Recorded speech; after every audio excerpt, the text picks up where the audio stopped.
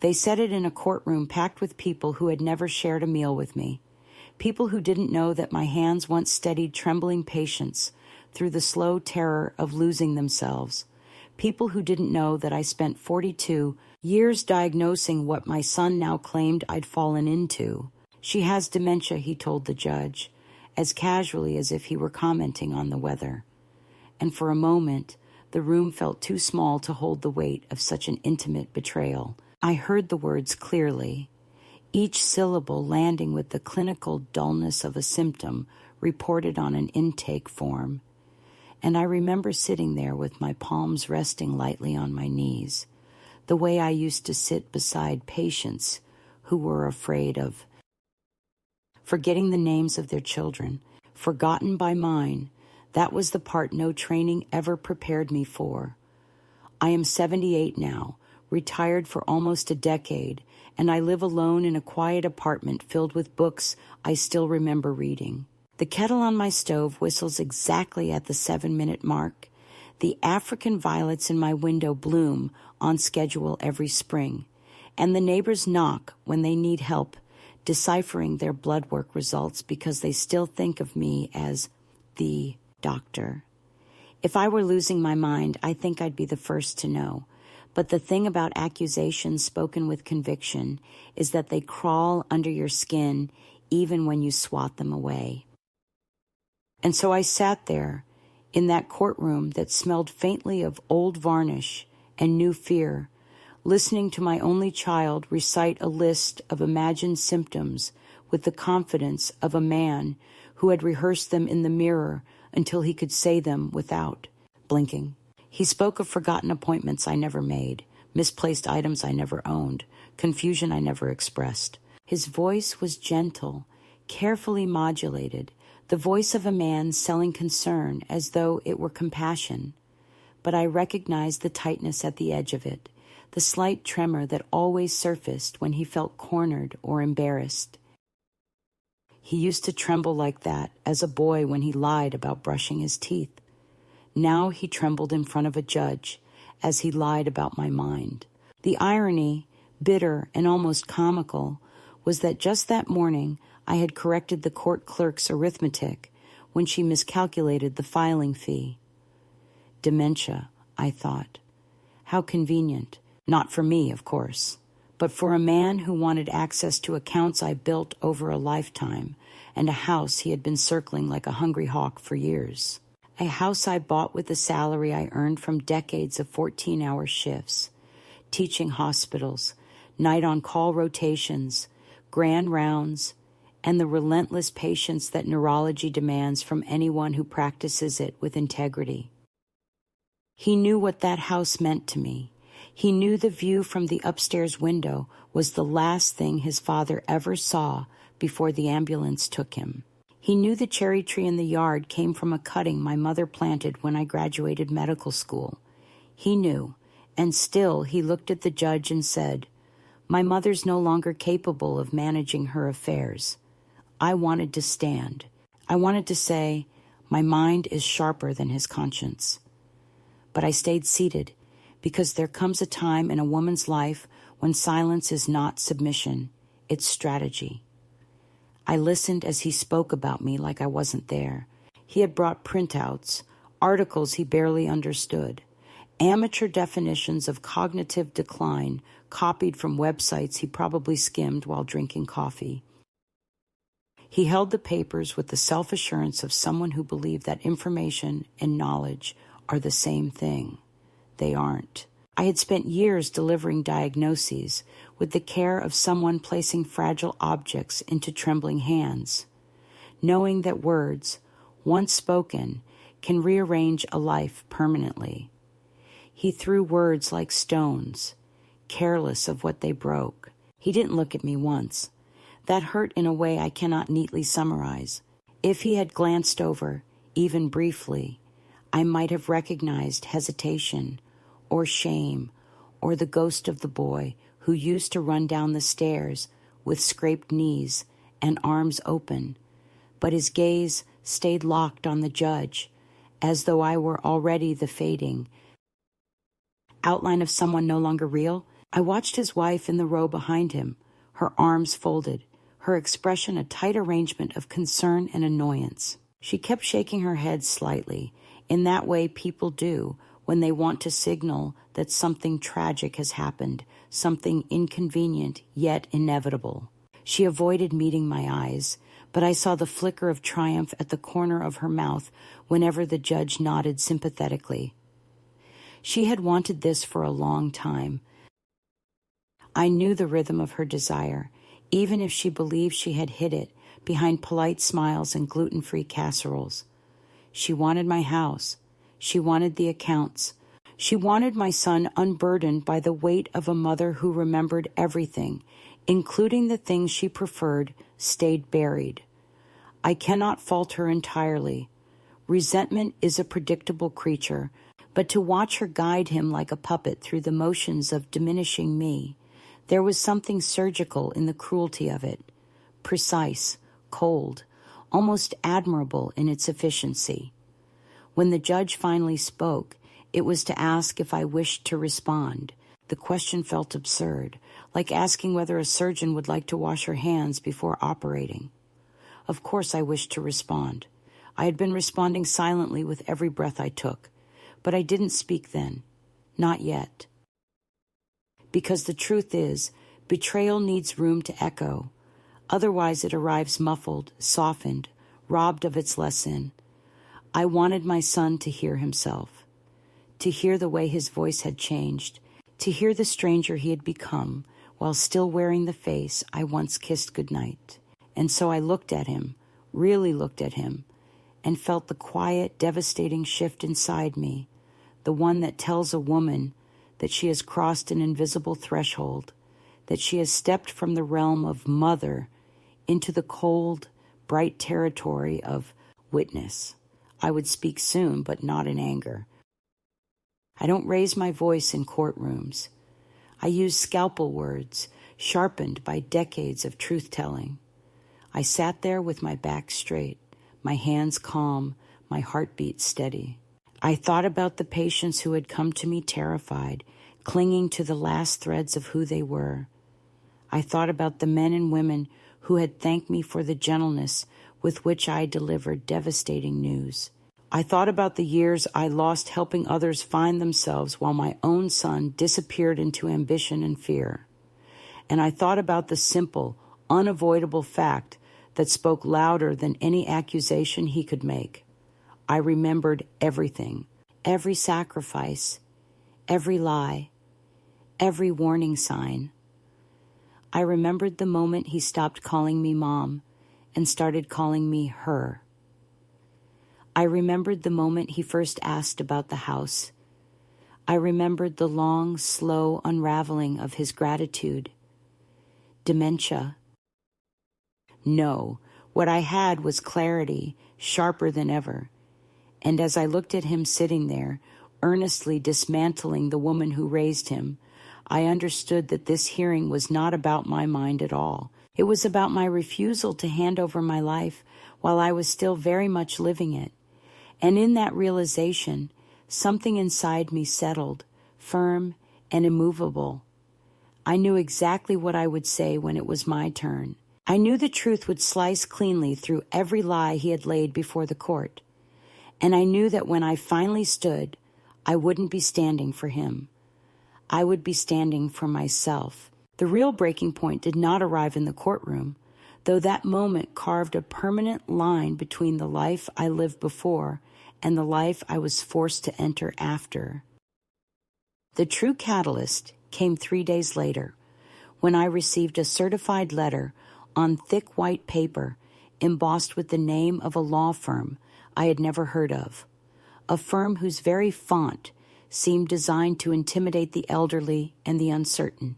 It arrived at 9 a.m, delivered by a young man who looked at me with the kind of gentle condescension people reserve for women who might crumble if the wind changed direction. He asked me to sign for it, and when I wrote my name in a hand as steady as it had been the day I defended my doctoral thesis, I noticed his slight pause, the way his eyes flicked to the clarity of the signature, already unsure how to reconcile the person before him with whatever warning he had been trained to expect.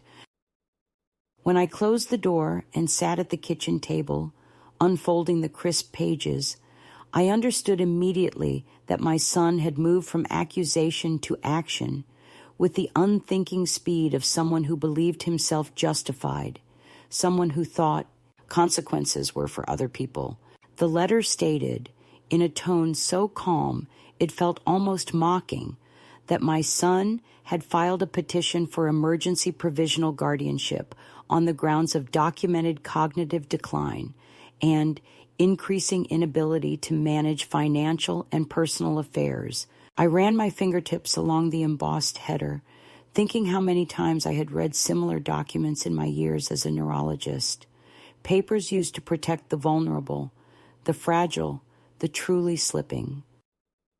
Now my name was printed there, not as a physician or evaluator, but as the subject, the presumed incompetent, the woman supposedly unable to understand the meaning of the very words she could have written herself. The betrayal felt physical, like a fist closing slowly around my ribs, not in sudden violence, but in a tightening, meant to reshape me into something smaller, weaker, easier to claim. I read every line twice, then a third time, not out of confusion, but out of disbelief that my own child had assembled such an efficient attack disguised as concern. They had attached falsified examples, half-truths stretched into ominous warnings, a missed call that became disorientation, a misplaced prescription bottle that became medication mismanagement, a moment when I couldn't recall the name of a neighbor I had spoken to only once 5 months ago, transformed into notable memory lapses. I felt a rising heat, not of anger, but of a deep, cutting sorrow, because I recognized the strategy and knew it well. I had seen families weaponize narrative against their own, spinning harmless details into evidence until a life could be rearranged by the stroke of a pen. I had testified in cases like this. I had warned judges to look beyond rehearsed stories and convenient exaggerations. Never, in all those years, did I imagine that my son would be the one who learned not compassion from me, but technique. What stung most was not the lie itself, but the precision of it, the careful way he had chosen examples that could not be immediately disproven, the cold efficiency of someone who had rehearsed not out of desperation, but out of determination. He wanted control. He wanted my assets. He wanted, more than anything, the assurance that I would no longer be an unpredictable variable in the tidy image of the life he was trying so hard to curate. When I finished reading, I placed the letter flat on the table, smoothing the folds as though preparing a body for examination. Outside, the street was quiet, the sun drawing pale rectangles on the floor, and I sat perfectly still, letting the silence settle around me until I could feel the shape of my decision forming, not out of impulse, but out of something older and deeper, something that had lived in me long before motherhood softened the hard edges of who I was. I knew this was no misunderstanding. I knew he had crossed a line that could not be uncrossed, not because he doubted my health, but because he doubted my ability to defend myself. He had mistaken gentleness for fragility, patience for decline, restraint for incapacity. And that, more than any accusation, awakened something in me that had been dormant for years. A fierce, steady clarity that came from every night I had spent walking relatives through the reality of degenerative disease, every hour I had spent studying the architecture of the mind, every sharp, precise instinct that had guided me through decades of clinical work. I knew exactly what I was facing, and I knew exactly how to respond.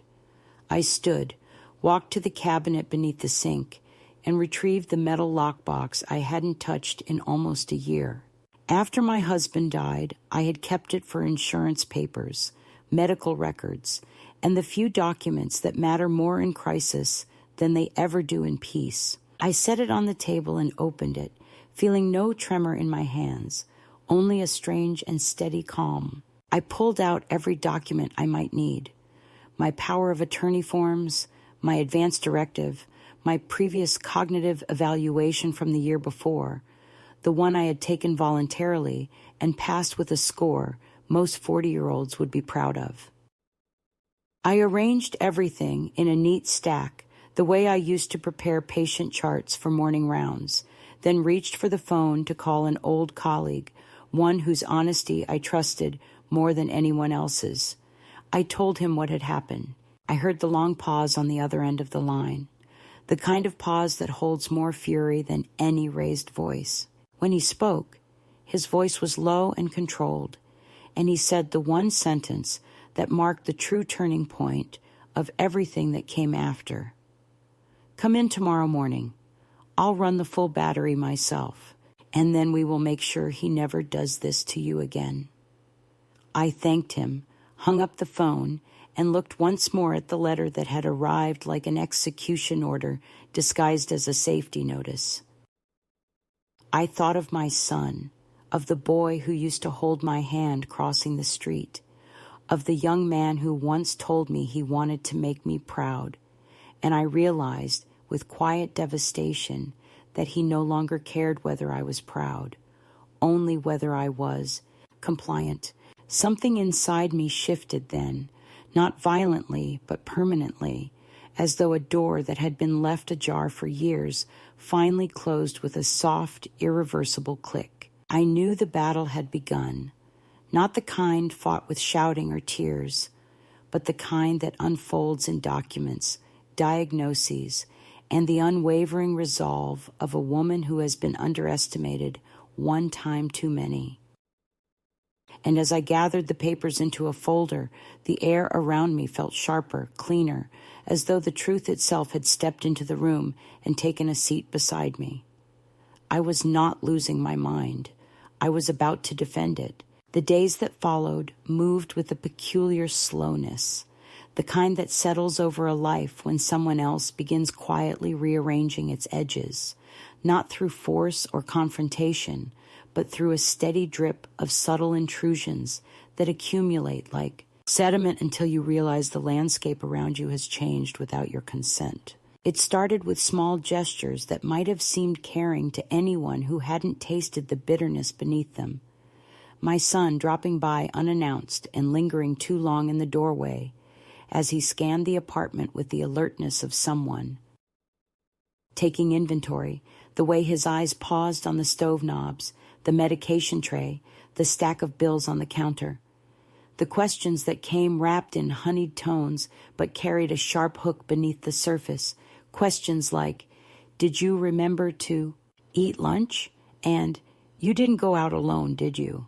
Phrased as concern, but delivered like a cross-examination. He began sending me text messages at odd intervals, little check-ins that read like reminders to a patient, rather than conversations with a mother, and if I didn't answer within an hour, he followed up with a second message, then a third, each one slightly more insistent, until I felt the weight of his expectation pressing against my ribs. His wife called once to ask if I had trouble unlocking my own door, because apparently a neighbor had seen me hesitate with the keys, though I remember perfectly that the neighbor in question had been distracted, tugged by a dog that nearly knocked her over, and it was she who puzzled with her own key while I waited politely behind her. Yet somehow the story had transformed, the way stories do when filtered through the lens of someone eager to confirm a narrative they've already decided on. The subtle monitoring expanded into something more structured. My son suggested installing a medical alert system just in case, his voice light but his gaze fixed and unblinking, as if daring me to refuse. He brought pamphlets about assisted living communities and left them on the coffee table without comment, pretending to forget them there, even though he placed them at perfect angles, aligned like brochures in a clinic lobby. When I moved them to a drawer, he fished them out during his next visit and set them back where they had been, a silent statement more cutting than any argument we might have had. There was also the matter of my mail. Twice that week, I found envelopes that had been opened and resealed, the kind of clumsy resealing that only looks innocent to someone who believes elderly eyes no longer catch fine details. I confronted him about it once, not angrily, just directly, and he blinked with a wounded expression, claiming he was only trying to help by sorting the more important items from the confusing ones. I didn't tell him that I had spent decades reading MRI reports at 3 a.m. under fluorescent hospital lights. If I could decipher the labyrinth of the human brain in its most distorted moments, I could manage a utility bill without supervision. But the point was never capability. It was containment. The pressure intensified in ways that were almost theatrical in their subtlety, like a performance staged for an audience I couldn't see. A neighbor, one who had always waved politely before, pulled me aside and said she heard concerning things and wanted to make sure I wasn't struggling alone. Another neighbor offered to walk me to the market, even though the market was 3 blocks away, and I'd made the trip every week without issue. These were not coincidences. They were planted seeds, whispers released into the air like spores meant to take root. The final proof came when I overheard a conversation not meant for my ears. My son speaking in the hallway outside my apartment, his voice low, but not low enough, telling someone on the phone that he was very worried and hoped the court would act quickly before something irreversible happened. The words were carefully chosen, each one shaped to suggest urgency without specifying details, the kind of phrasing that sounds noble until you recognize it as ammunition.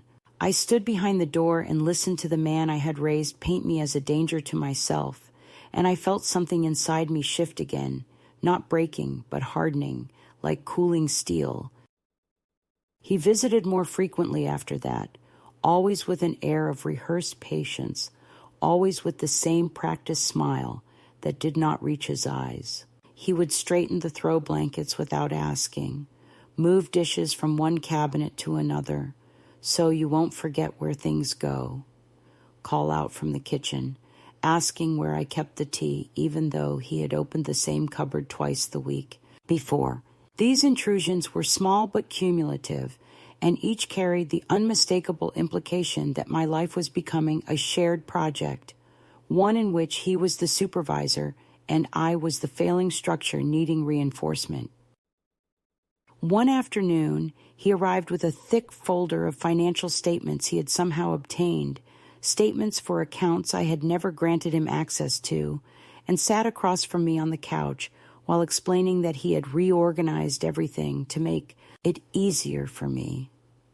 He spoke slowly, enunciating as though English were a new language to me, and I felt a cold, measured anger rise in my chest, not the wild kind that causes shouting, but the quiet, precise kind that sharpens the senses. He flipped through the pages as if he were already the executor of my estate, and I watched him, studying the barely concealed hunger in his gestures, the restless flicker of his eyes when he thought I wasn't looking.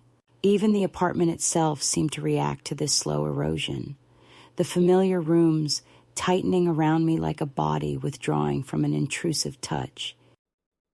I found myself leaving lights on during the day, as though illumination could defend me from the creeping shadow of their intentions. I placed small objects in deliberate positions to test whether they were moved, and more than once I discovered them shifted slightly, as though someone had examined them and placed them back without remembering the exact angle.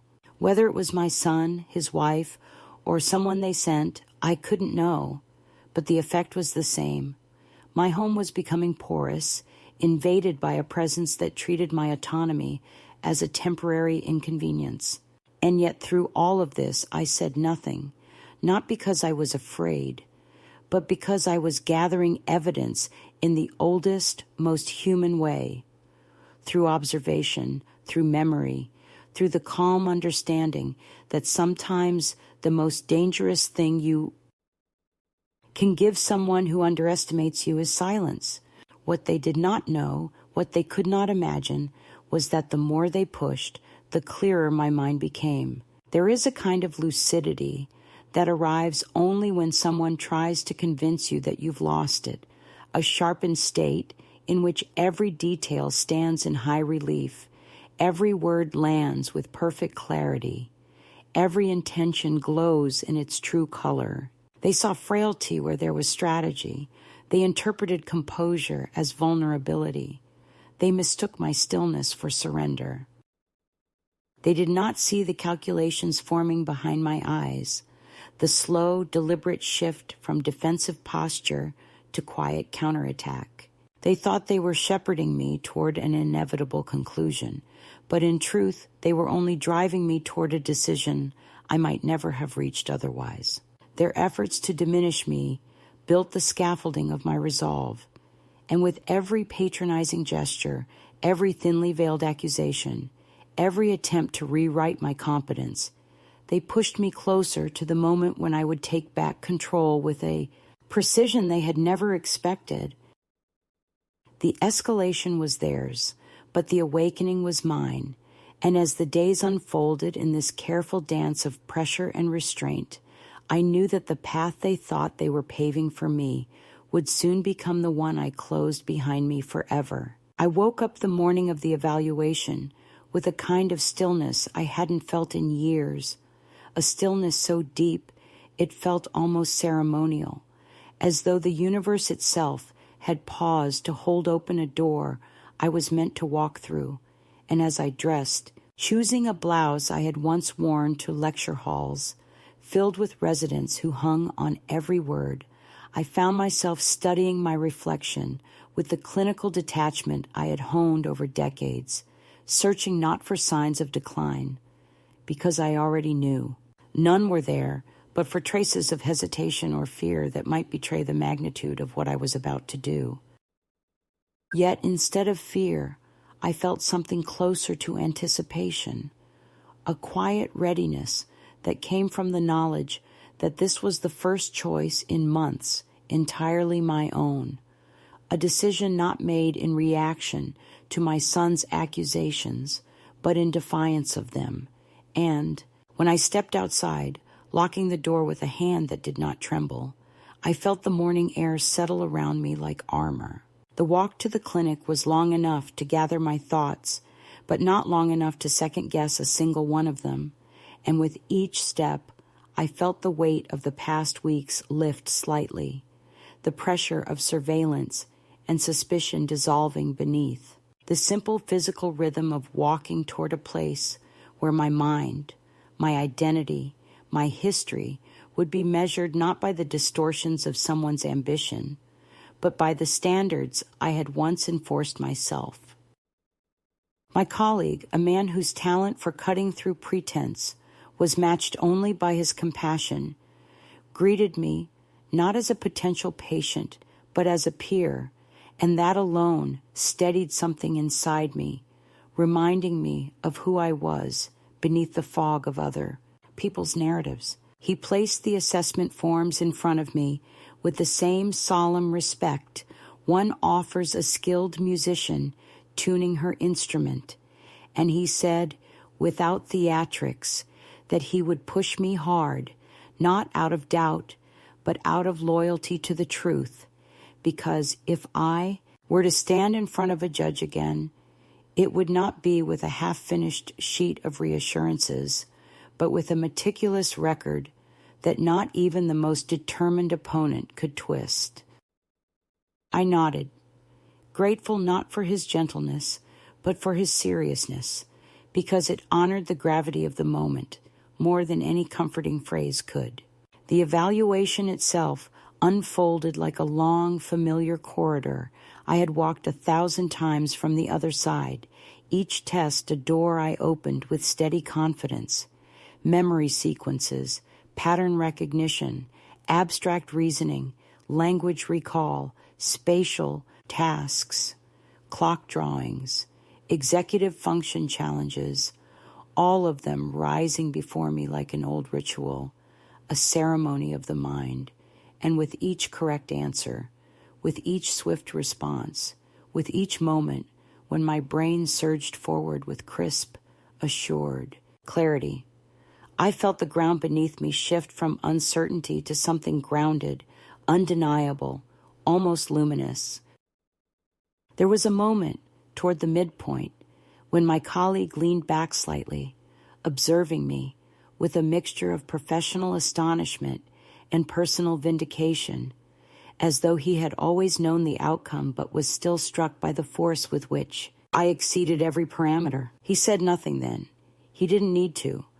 But in his silence I heard the quiet click of a lock disengaging, the sound of my autonomy reasserting itself, not through argument or accusation, but through irrefutable evidence. When the evaluation ended, he slid the completed forms into a long envelope, tapped it twice with the edge of his hand in a gesture I had once used with my own reports, and told me that I had scored in a range that would impress a woman 30 years younger, that there was not a single marker of cognitive impairment, not a hint of the decline my son had so confidently described, and that he would prepare a full written report by the next afternoon. For a long moment I simply sat there, feeling the truth settle through me like warm water poured into a vessel that had been chilled for too long. I realized then that the power my son tried to take had never truly been his, that power resides not in the stories others tell about you, but in the clarity you carry within yourself. I stood, thanked my colleague with a sincerity too heavy for words, and walked outside into a world that felt subtly but unmistakably altered, as though the very air recognized the shift in me. On the way home, I stopped at a cafe I rarely visited, choosing a seat by the window where I could watch people pass by without being observed in return. I ordered tea, not for comfort, but for the symbolic weight of the act, because it was something I wanted, something small and deliberate. And I held the cup in both hands, the way I once held a patient's hands before giving them news that would change everything. Except today I was both doctor and patient, bearer and receiver of the same truth. I was still here, fully, wholly, unmistakably. My mind was not slipping, it was sharpening. My identity was not dissolving. It was returning to itself with a force I had not felt in decades. And as I sat there, the envelope containing proof resting against my side like a pulse, I understood with sudden, decisive certainty that this moment, this exact point in time, was the line between the life I had been dragged through and the life I would choose from this day forward. I felt no triumph, no bitterness, no desire to gloat, only a steady, growing resolve, the kind that fills a woman's chest when she remembers not just who she is, but who she refuses to become. The world outside continued in its ordinary rhythm, cars passing, conversations floating, sunlight shifting across the pavement. But everything inside me had changed. I finished my tea slowly, savoring not the flavor, but the autonomy of the moment. And when I finally rose to leave, I felt taller, steadier, anchored in a way that made every step home feel like a quiet declaration. I knew there would be confrontation ahead, pressure, perhaps even more insidious attempts to control or silence me. But none of it frightened me anymore, because I had crossed something irreversible. The midpoint between being acted upon and acting for myself. And as I walked back into my life, the envelope tucked beneath my arm like a newly drawn map, I sensed that whatever came next would not catch me unprepared, because I was no longer the woman sitting silently in a courtroom, waiting for her turn to speak. I was the woman who had started to remember her own strength, and there is nothing more dangerous to those who seek to diminish you than the moment you begin to stand without asking permission. The report was ready the next afternoon, sealed in a heavy envelope, and handed to me with the solemnity of a verdict. And as I walked home with it pressed against my ribs, I felt a deep, gathering steadiness settling into my bones, the kind of steadiness that does not come from anger or vengeance, but from the visceral recognition that someone has attempted to rewrite the contours of your life, and that you now possess the single tool capable of cutting through the illusion. Yet even armed with the truth, I sensed that the storm I was walking into would not recede quietly, and I was right, because attempts at control rarely die in the face of evidence. They mutate, adapt, and grow more desperate. The escalation began subtly, as all things in this long unraveling had. A missed message from my son that turned into 3 voicemails expressing growing concern. Then a surprise visit that didn't feel at all like concern, but rather like reconnaissance, as though he were checking the walls for cracks, checking my expression for weakness, checking the atmosphere for any shift he had not authorized. When I opened the door that evening, he smiled too widely, the kind of smile that stretches past sincerity into strategy, and he stepped inside without waiting for an invitation, walking through my home with a slow, evaluative gaze that reminded me uncomfortably of realtors assessing property value. He asked if I'd eaten, if I was sleeping, if I'd been keeping busy, questions delivered with the tone one reserves for someone already halfway gone. And when I told him I had an appointment earlier that day, he froze, the smile faltering just long, enough for me to glimpse the truth beneath it, the quick calculation, the tiny flare of alarm. He asked what kind of appointment, his voice carefully leveled, and when I answered that it was nothing he needed to worry about, the mask slipped again, only for a heartbeat, but long enough to reveal irritation, almost hostility, before he smoothed it back into polite sonhood. He hovered in the kitchen as I made tea, asking if I'd had trouble finding the kettle, as if I had not boiled water for nearly 8 decades. And when I placed the cup on the table, he rearranged it to be closer to my dominant hand, a gesture so absurdly patronizing that for a moment I wondered whether he heard himself. But what struck me more was the way he kept glancing toward my purse on the counter, the purse that held the envelope with my evaluation, and it occurred to me with a cold clarity that he suspected exactly what I had done and was searching for proof, not because he doubted my competence, but because he feared my autonomy. Eventually, he left, though not before lingering at the doorway with a look that was almost pleading, except not for my well-being. No, it had the brittle sheen of someone begging reality to conform to the script he had written, and reality, for perhaps the first time in our lives, had begun refusing. The next escalation arrived by phone the following morning, this time from his wife, her voice so soft it felt rehearsed, as though she had practiced sounding fragile, the way one might if planning to tell a story, later, in which she had been the one, trying to hold the family together. She asked if I had been feeling overwhelmed, if I was managing my routines, if I might consider letting them support me more actively. And beneath each phrase, I heard the unmistakable scraping of someone trying to wedge a crowbar under the foundation of my independence. She mentioned the legal process casually, too casually, and it became immediately clear that my son had not told her about the evaluation yet, which meant he had not told her because he didn't know whether I intended to use it, which in turn meant he was afraid. That small recognition settled in my chest with an unexpected heaviness, not triumphant, but mournful, because fear, even when deserved, is a sorrowful thing to witness in someone you once carried in your arms.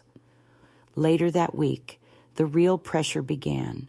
My bank called to inform me that someone had attempted to update information on one of my accounts. My utility provider reached out asking if I truly wished to change the billing address.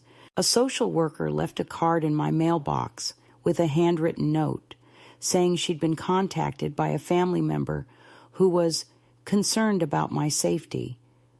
It was a coordinated campaign executed with the quiet violence of bureaucracy, each intrusion small, enough to be dismissed in isolation, but together forming a net intended to tighten until I could no longer move without someone else's permission. I felt myself watched, even when alone, not by eyes but by intentions, and there is a particular kind of isolation that emerges when the people who claim to care for you begin quietly building a future in which your voice is optional. One evening, I overheard voices in the hallway, my son's and someone else's, a man with a clipped professional cadence, and I listened as they discussed me as though I were a case file, referencing timelines and statements and symptoms that did not exist, and though I could not catch every word, I heard enough to understand that they were strategizing, adjusting their narrative in anticipation of resistance. The other man asked whether they had concrete examples of problematic behavior, and my son answered with a hesitation so slight it might have gone unnoticed by anyone who hadn't memorized the rhythms of his speech, a hesitation that revealed just how thin the fiction was. And I leaned closer to the door, gripping the handle not for support, but to anchor myself against the wave of clarity washing over me. He had gone too far, and now he was trying to patch the cracks in the story he had hoped would hold. When they left, their voices fading down the hall, I remained by the door for a long time, feeling something shift inside me, not breaking or collapsing, but aligning, like bones being set back into place after a long fracture. The next day brought the most blatant intrusion yet. I returned from the market to find my door slightly ajar, not forced, but left imperfectly closed, the way someone might leave it if they entered quickly and exited even faster. Inside, nothing was missing, but everything was slightly wrong. The curtain drawn half an inch higher than I'd left it. A book on the coffee table nudged 2 centimeters to the left. The edge of a photograph on the shelf no longer flush with the frame beneath it. It was the kind of disturbance only someone who lives alone notices immediately. The kind meant not to steal, but to unsettle, to plant the idea that you are losing track, that perhaps your memory is not what it used to be. I stood in the center of my living room, looking at the tiny rearrangements, and felt an unexpected calm fill me, a calm born not of fragility, but of recognition. Because I had seen this tactic before, in families fraying at the edges of desperation, in siblings jockeying for control over the fading parent, in spouses attempting to rewrite reality by eroding confidence. I had counseled patients through these wars of perception. Now I was living one. My son called that evening, his tone bright, overly warm, the voice of someone trying to conceal anxiety behind enthusiasm. And he asked whether I had misplaced my keys lately, whether I had noticed anything odd in the apartment, whether I'd felt unsafe.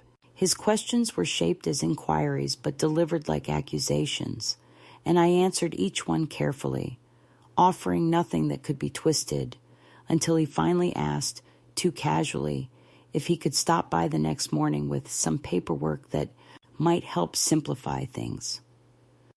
I told him I had plans early, which was true. I planned to visit my attorney with the evaluation report and the growing collection of evidence that their concern was not care, but coercion. And the silence that followed my answer was thick with frustration barely contained. He ended the call quickly after that, and I placed the phone on the table, aware that this escalation was not the climax, but the prelude, the tightening coil before the inevitable snap. That night, as I lay awake listening to the soft hum of the refrigerator and the distant murmur of traffic outside, I felt not fear, but an extraordinary lucidity, a sense of standing at the threshold of a revelation I had not sought, but would no longer turn away from.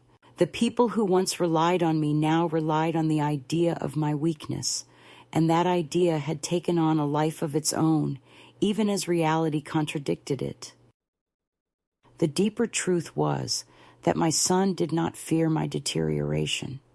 He feared my independence, feared what it meant for his carefully curated world if I remained a free and competent woman, capable of making decisions that did not serve his plans. What he wanted was not protection, but possession. And the realization arrived not as a sharp blow, but as a slow, steady illumination, shedding light on every moment in recent years that had felt slightly off, every hesitation in his voice when I mentioned travel, every tense glance between him and his wife when I discussed my finances, every subtle shift in their tone when I expressed opinions that diverged from their own. The escalation, I realized, had not begun when he filed the petition.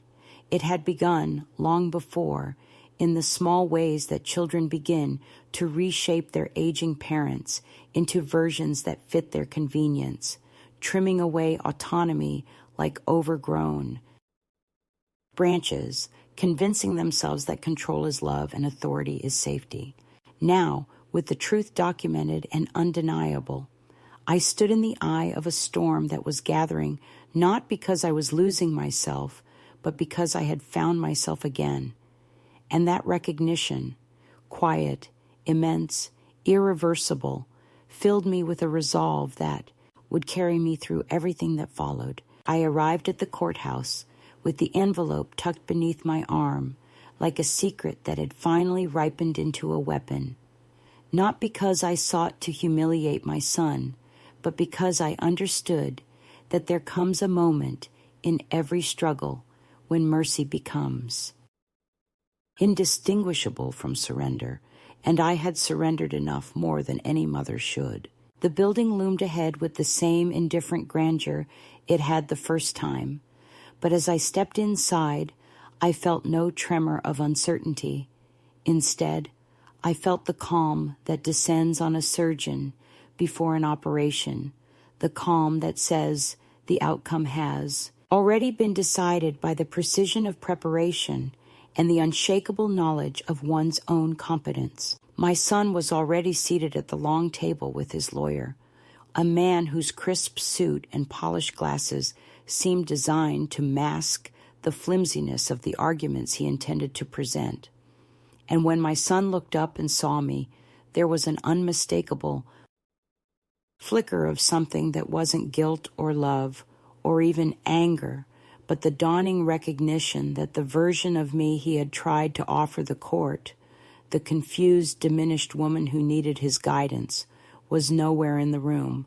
His wife sat behind him, rigid and expressionless, her fingers wrapped tightly around her handbag, as if bracing for the drop of a roller coaster she had insisted on riding. I took my seat with the envelope resting before me, its edges perfectly aligned with the table, and when the judge entered, the room shifted into that hushed, anticipatory silence where truth either withers or finally speaks. My son's lawyer began with a polished summary of their concerns, weaving the same threadbare story of decline, confusion, and forgetfulness, now embroidered with new embellishments that might have sounded plausible if spoken about a stranger, but faltered under the weight of my name.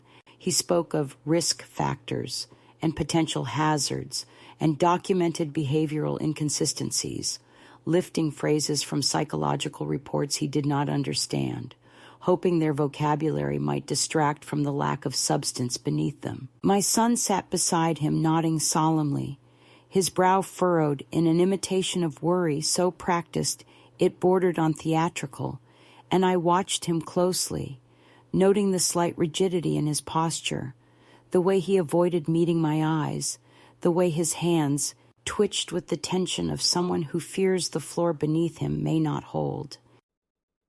When the lawyer finished, the judge turned to me with the calm, expectant expression of a man prepared to listen, and for the first time since this ordeal began, the moment I had been walking toward opened before me with the clarity of a surgical field. I lifted the envelope, broke the seal with slow deliberation, and placed the thick stack of pages on the table, the sound sharp enough to echo in the quiet room. I spoke without raising my voice, letting the steady cadence of truth carve its own path, beginning not with rebuttal, but with recollection, reminding the court of my 42 years diagnosing neurological conditions, the thousands of patients whose lives had intersected with mine in moments of terror and hope, the lectures, the conferences, the peer-reviewed work, the decades during which clarity of thought had been not just a requirement,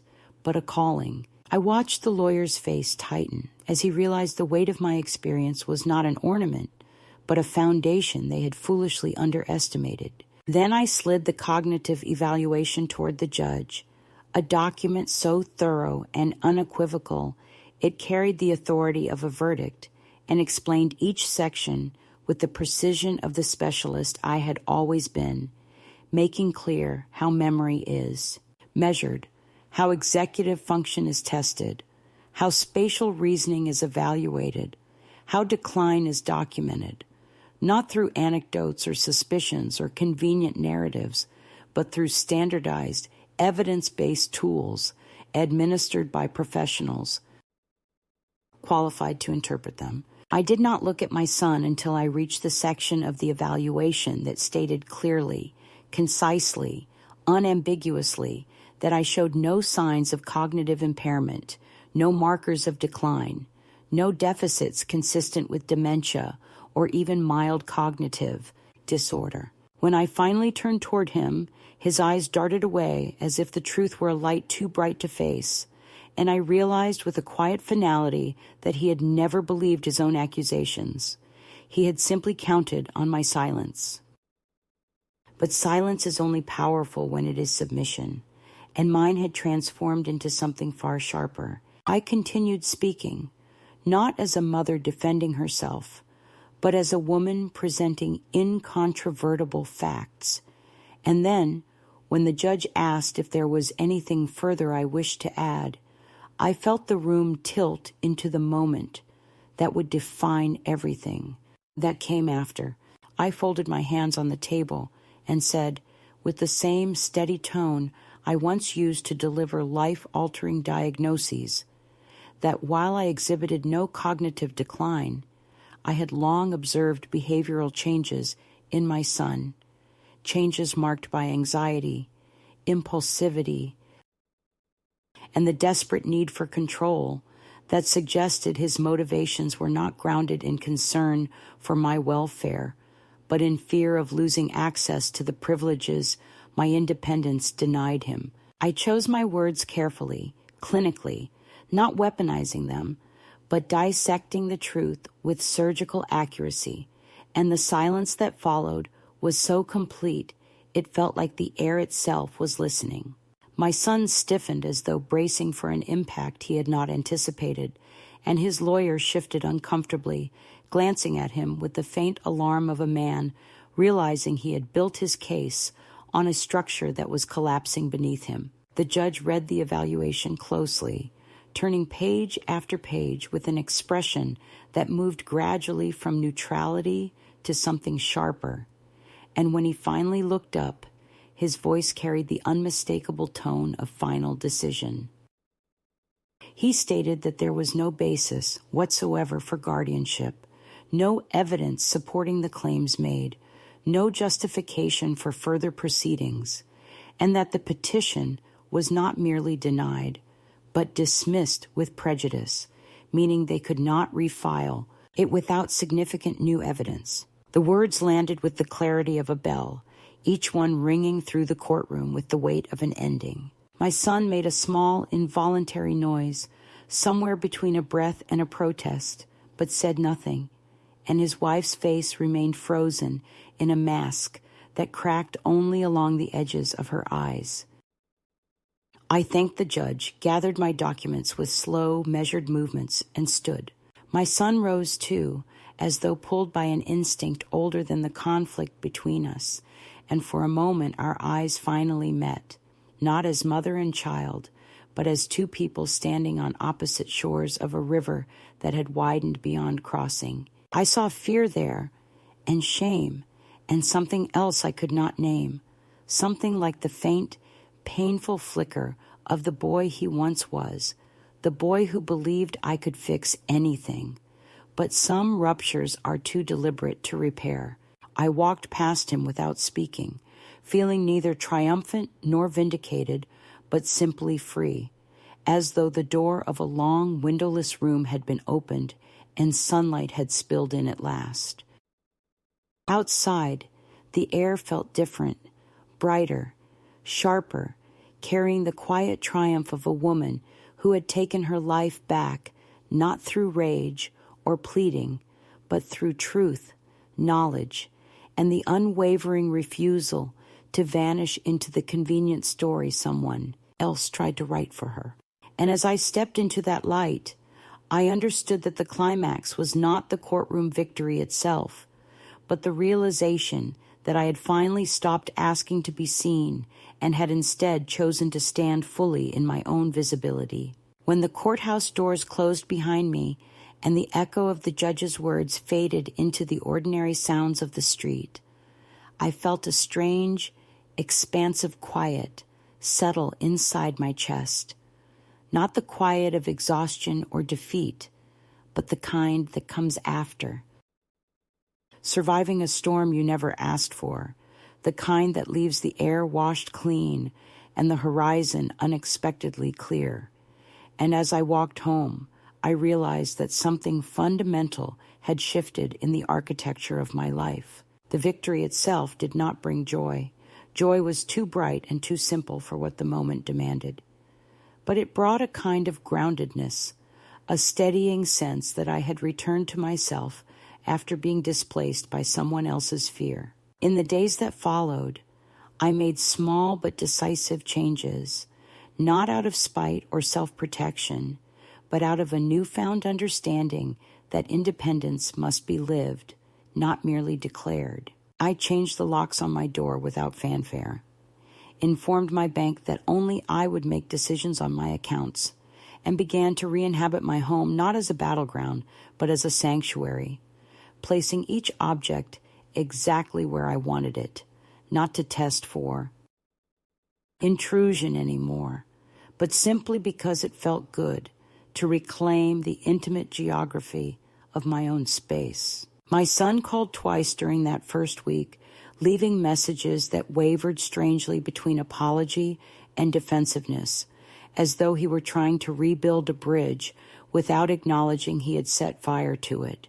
I listened to the messages once and then let the silence answer for me, not out of cruelty, but because healing requires room, and I needed to understand who I was when I was no longer busy defending myself against the people who claimed to love me. Eventually he stopped calling, and the quiet that followed did not ache the way I once feared it would.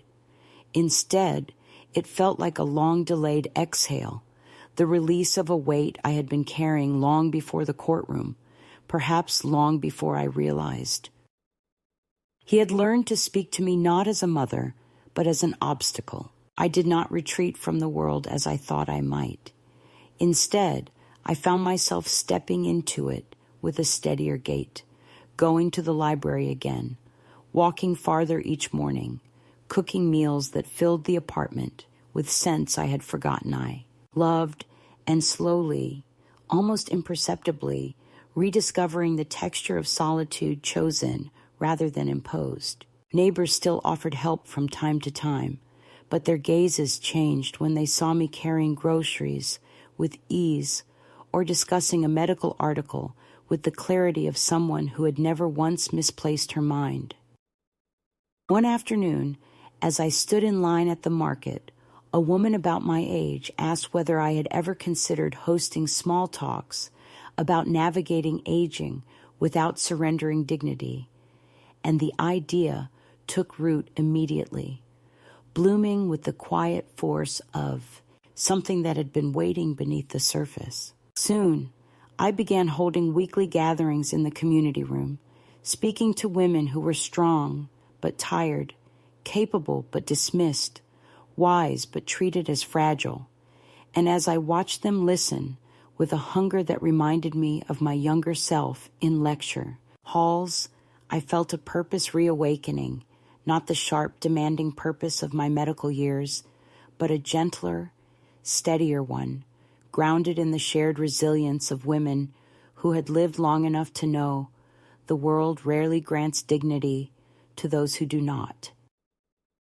Insist on keeping it. On the first day of spring, I sat on a bench beneath the blooming magnolia near my building, feeling the sunlight warm my hands, and thought of the long path that had led me here. I did not feel bitterness toward my son, only a quiet understanding that love cannot survive where respect has been eclipsed by entitlement. And though I did not know whether our paths would cross again, I no longer feared that possibility or its absence. Some relationships return, reshaped and cautious. Others remain behind, sealed in the rooms where they fractured. Both are survivable. Both are human. What mattered, what finally mattered, was that I had stepped back into my own life fully, without shrinking to fit anyone's expectations or abandoning myself to someone else's narrative. And as I rose from the bench and began the slow walk home, I found myself thinking of the women who might one day sit before me in those small gatherings, women with tremors in their voices and unanswered questions in their hearts, and I imagined myself telling them, in the quiet tone of someone who has earned every word, do not let anyone convince you that your mind is slipping just because it no longer yields to their convenience. You are allowed to outgrow the versions of yourself that others try to hold you in. You are allowed to stand, even if your voice shakes. You are allowed to live the rest of your life on your own terms, without apology. And if someone insists on writing your story for you, take the pen back. They only fear what they cannot control, and there is nothing more uncontrollable, more quietly unstoppable, than a woman who has remembered her own name.